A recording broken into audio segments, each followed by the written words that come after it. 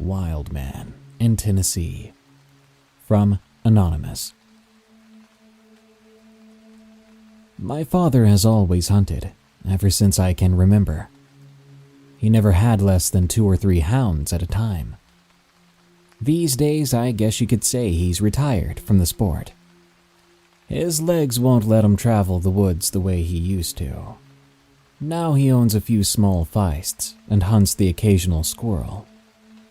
In his youth, however, there's not much ground in the mountains of Tennessee that he hasn't covered. Now, everyone says that if you're in the woods long enough, there comes a day that you will finally see something. For Tennessee, there have been stories and rumors of mountain lions and pumas that live high in these mountains. Anyone who has hunted much of their lives here will tell you that there are things in these woods that only a few men have seen. My father, however, believes that one night he and 2 other men he was hunting with ran into a wild man. This figure has been called such. We've all heard of Bigfoot, Sasquatch, Ape Man. My father is unsure what the true term should be for what they found. He and a cousin and uncle went on a late hunt one night. They gathered their dogs, loaded the trucks, and set out into the woods. He recalls that they had been hunting for a little over an hour when the dogs appeared to be barking up on a ridge.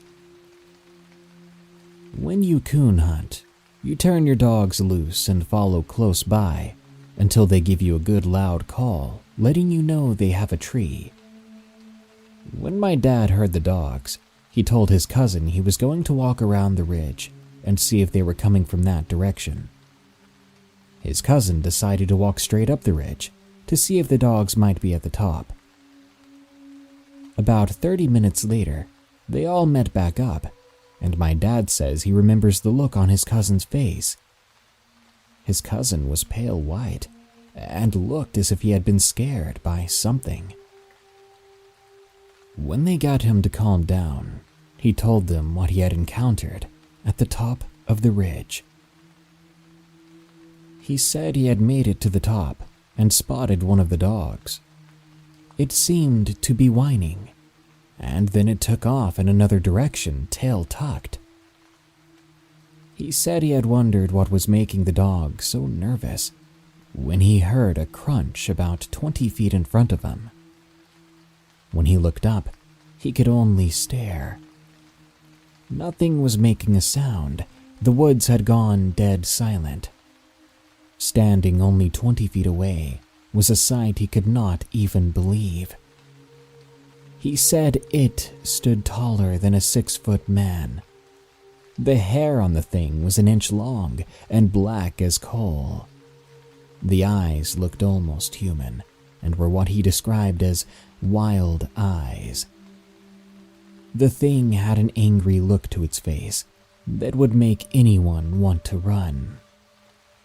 It was standing next to a tree on its hind legs like a man.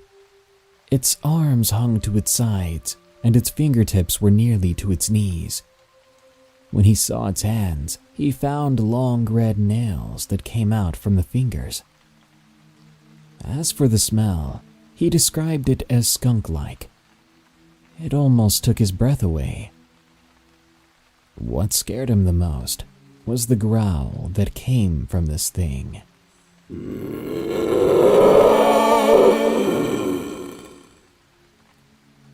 He said it was almost like a man's yell combined with a roar. That broke him out of his shock, and he began wondering if this thing was going to charge him. He had no gun with him at the time. He was the only one out of the 3 who was not armed, and he knew he was alone unless he could reach the bottom of the ridge. He saw a log lying on the ground and decided against running, afraid that showing fear towards it would only make this thing turn on him. He picked up the log and began beating a nearby tree, screaming at the thing as loud as he could, praying for a miracle. All at once, the thing turned and ran away back into the trees. When asked later if he believed he scared it, he would deny this, saying he doubted something that big was afraid of him, but rather it didn't really care to approach him, or maybe it didn't see a need to.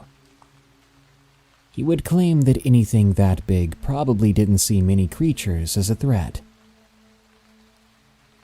After the beast had turned, he told them he had ran as fast as he possibly could back down the ridge, in case it changed its mind and decided to come back. By this time, they had located the dogs, but none of their dogs seemed thrilled any longer to be in those woods.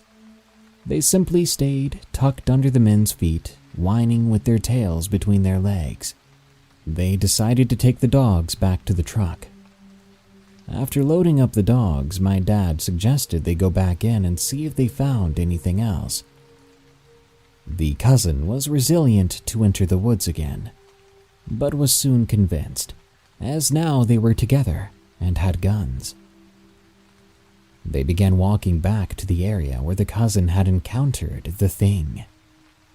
After walking for a while, a stench filled the air. My dad would describe it as a soiled, yeast-like smell, said it was like the worst body odor or skunk smell you would ever experience. They continued walking until they thought they were surrounded by this smell. That's when they noticed the ground. There were leaves and grass mounded and piled around on the ground. He said it looked like some sort of nesting or bed. The smell even seemed to linger on the mound, and they imagined maybe the thing slept here. That's when they found hair matted into some of the leaves. They picked up some of that hair, and just like the cousin's story, that hair was black too. My dad said you could smell the stench on the hair. It was then they heard a growl.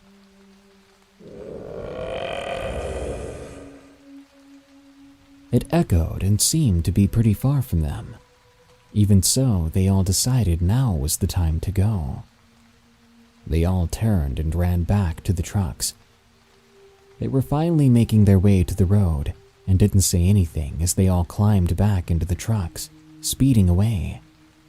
My dad says he never saw the thing his cousin described. In some ways, he wanted to know what it was his cousin had seen. He asked this cousin what he believed it had been. Man or beast, it was obvious the cousin had been terrified. From the description they were given, my dad and his uncle wonder if rather than some Bigfoot or Sasquatch legend, there was another explanation. Could it have been a wild man? My dad says the cousin described it as being tall, but just over 6 feet, and it was built and stood a lot like a man, and the eyes were described as human. There was no glowing or imaginary horns like some of the things we've heard about when told of Bigfoot. This seemed raw and wild, but also very human-like too. Either way, there's one lingering question that is always asked. I asked the question to my dad as well. Why is it that we don't ever get good pictures? Why is it out of 3 men, no one that night decided to take some of the hair? Why is it that we only have these stories? Their answer? Fear stopped them. Whatever it was, this thing could hurt a man. My dad does have his regrets about simply leaving, but worries what could have happened had they stayed. This never stopped my dad from enjoying a good hunting trip. For years he would continue to hunt the mountains of Tennessee, and he has never seen this creature himself. But if what his cousin described that night was true, we may in fact have our own Sasquatch or wild man, or whatever it might be, right here in our cozy mountains of Tennessee. Camping trip from Catherine CC. A few months ago, my best friend invited me to go on a camping trip with her family. I obviously said yes, knowing that her brother would be there. I had and still have a huge crush on him. I packed up my stuff and said goodbye to my family. Then they picked me up. The trip was only for the weekend, but a lot can happen in 2 days. We went to a campsite that was an hour away from our town. The sun was setting by the time we got there. Now, this campsite was very popular and had a bunch of people in different parts of the woods, all of whom seemed very friendly and private.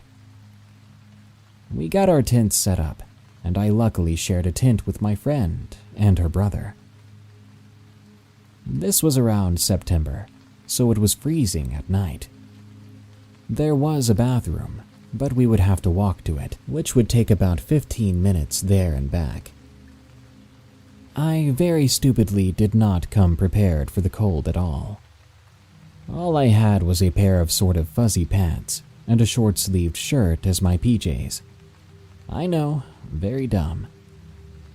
Anyway, every time I had to go to the bathroom or my friend had to go, we would have to go together. One night I woke up around 1 a.m. I really had to use the bathroom. It was around 24 degrees, which was really bad for me. I really didn't want to walk to the bathroom for 15 minutes in that kind of cold. I considered doing my business outside the tent, but I was scared that someone would wake up and see me doing it. I pretty much had no choice, so I decided to walk to the bathroom. I looked at my friend. She looked so comfy and warm, so I decided to go alone. Another very, very stupid decision for me. I wrapped my friend's super fuzzy blanket around me, put my shoes on, and walked out of the tent. The second I went outside, I felt like an icicle. My face felt numb. I shook it off and started walking. It was so dark I could barely see anything, and I started to feel scared. I was about 8 minutes into walking, so I couldn't just turn back now. I walked for a little bit more until I heard a twig snap on the very left of me. I shot my head over and held up my lantern to see if it was just a person. But there was no one there. I brushed it off and thought maybe it was an animal. I kept walking until suddenly I heard leaves crunching behind me. I stopped and I turned around, and the crunching stopped too. Shakily, I held up my lantern again to see if I was being followed. There was no one in sight. I tried walking again, but I heard leaves crunching once more. My heart was racing, and I started to run as fast as I could. I could hear something running behind me, after me. Luckily for me, I was fast enough, as I could soon see the lights of the bathroom. I've never been so happy to see a bathroom in my life. I ran inside, shutting the door behind me and locking it. I was breathing so hard, I was terrified. I walked over to the mirror to look at my face. My cheeks were so red. I looked down, and through the mirror, I could see a person's foot in one of the stalls. I froze. I stared at the bare foot, covered in cuts and bruises and dirt. It was so pale and skinny, almost inhumanly so. There was so much dirt under the toenails, it just looked gross. At that moment, I didn't know what to do. Slowly, I tried to approach the door, to leave, when I heard a woman's voice speak. What are you doing in the woods at this time, my dear? I couldn't breathe or speak. I think I was in shock or something, because I literally couldn't do anything. The woman then said, Let us play a game, shall we? I looked to the stall to see the horrid, ugly foot take a step forward. Let's play. What do you rather, my child? The stall clicked open. My throat closed. I quite literally couldn't breathe. Would you rather die in the woods or die right here? My body suddenly activated. I opened the door and ran so fast. I was racing through the trees. I lost my shoes and my feet were getting shredded by the branches and the thorns, but I didn't care. I just wanted to get back to the tent. I'm not sure if my mind was playing tricks on me, but I heard that woman laughing very subtly. I finally saw my tent, and I opened the zipper and pounced inside. My heart felt as if it was going to explode. My friend and her brother stayed fast asleep, but I could not sleep that night, nor the night after.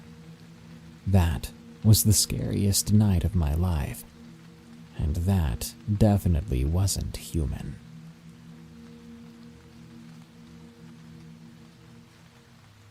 My cat and I almost died. From Gator Puppet. After dropping out of college and moving out, I got my hands on a phone. This was around the time when texting and cameras were improving by the year, so it was very exciting to me. I live out in the country, and the nearest neighbor is about a mile away, and the road ends to a forest about 500 yards from my house, so the house was very secluded. I have a cat named Callie. Callie is a hunter and is more active at night. She mostly stays on my porch because frogs like to jump out in the light, allowing my cat to, well, you get the idea. On my porch is a metal table surrounded by some wooden chairs and a swing. After all, it wouldn't really be the country without a porch swing. One night I was staying up texting my friend about available jobs around the area when I heard the table begin to vibrate. I look out the window next to me to see my cat on the table. I thought it was funny, then leaned over and took a picture. I sent it to my friend, wondering if he would find it humorous.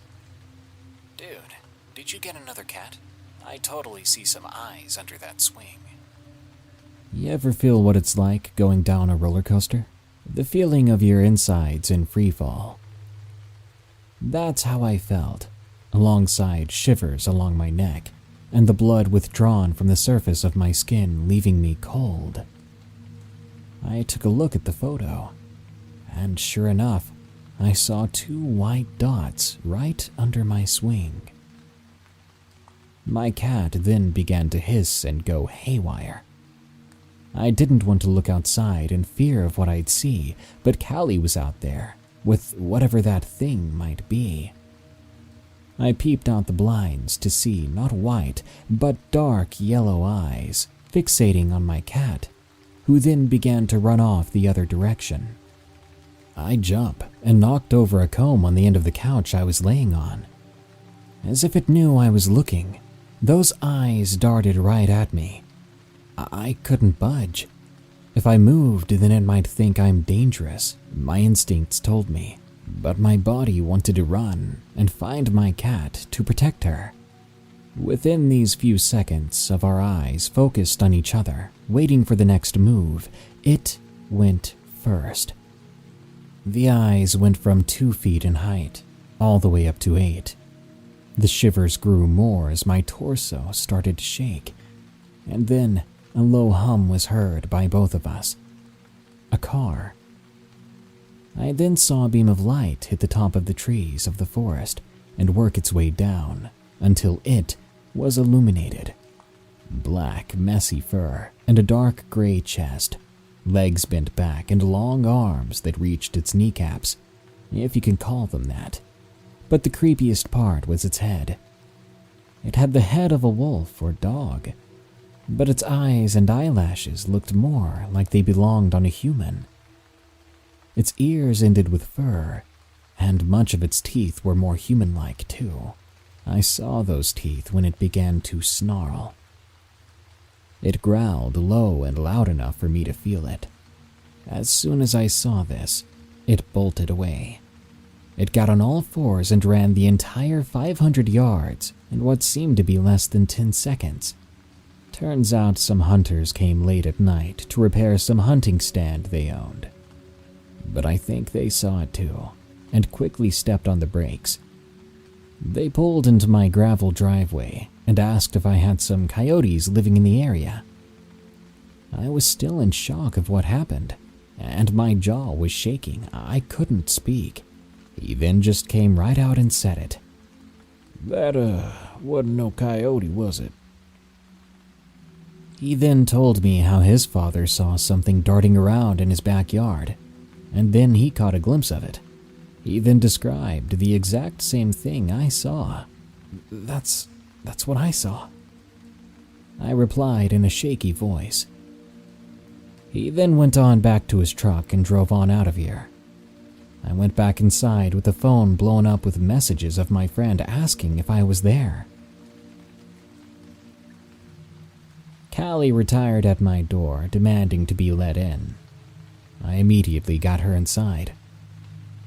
I knew right then what I saw looked like a werewolf.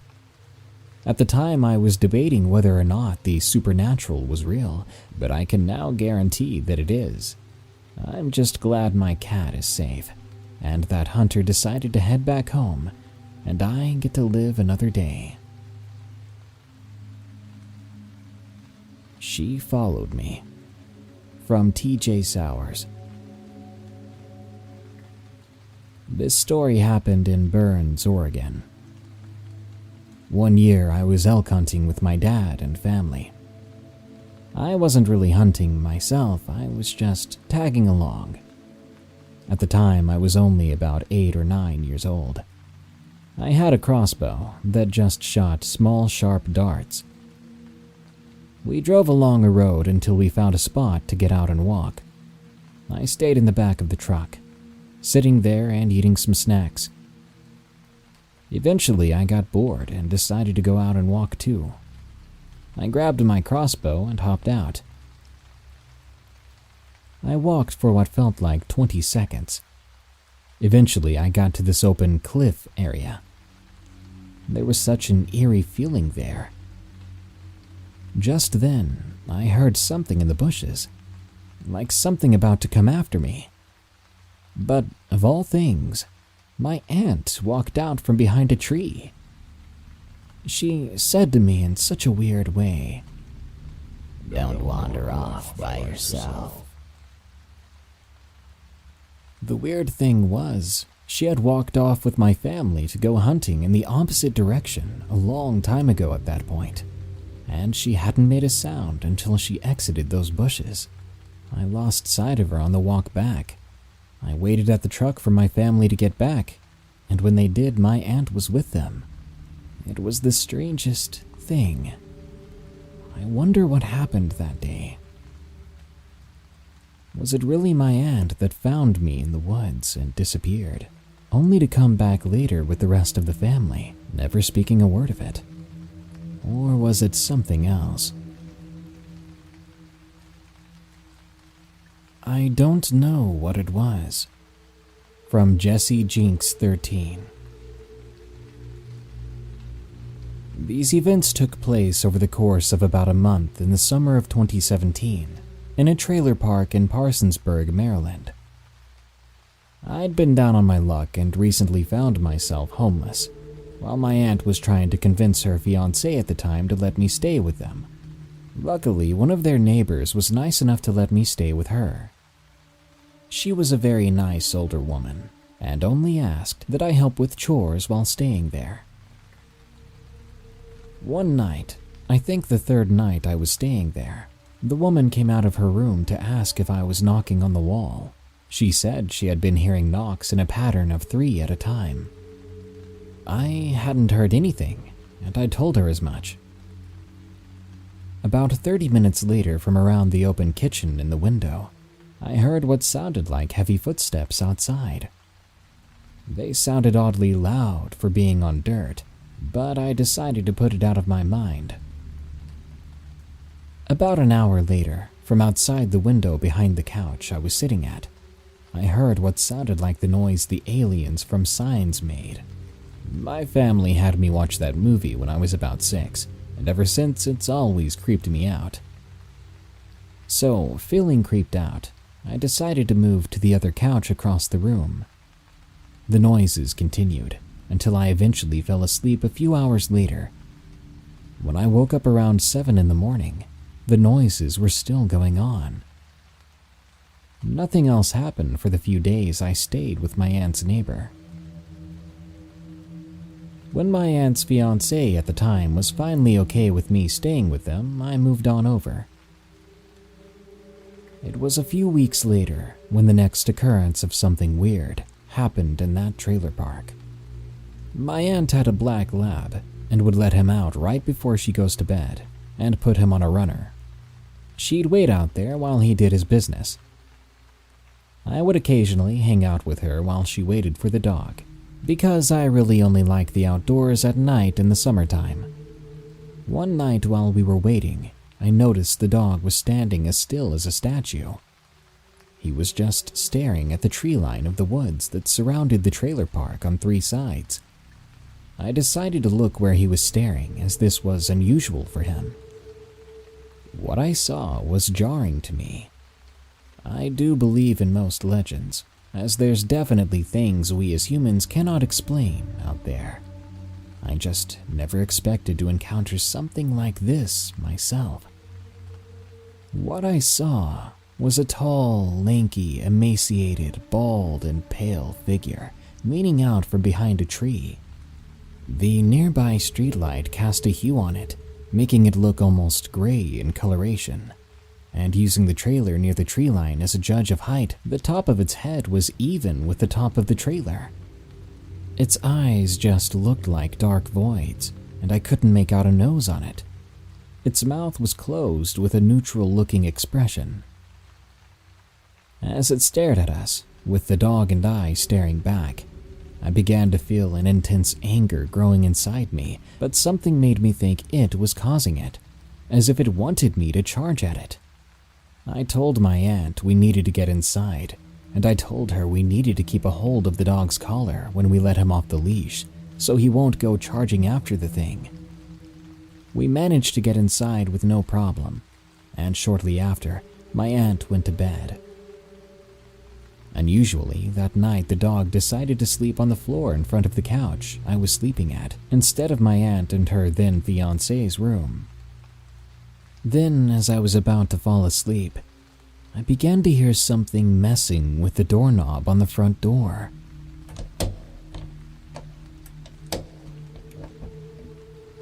It sounded like someone was trying to open it, but it was either unfamiliar with how doorknobs work, or it couldn't actually grip the doorknob.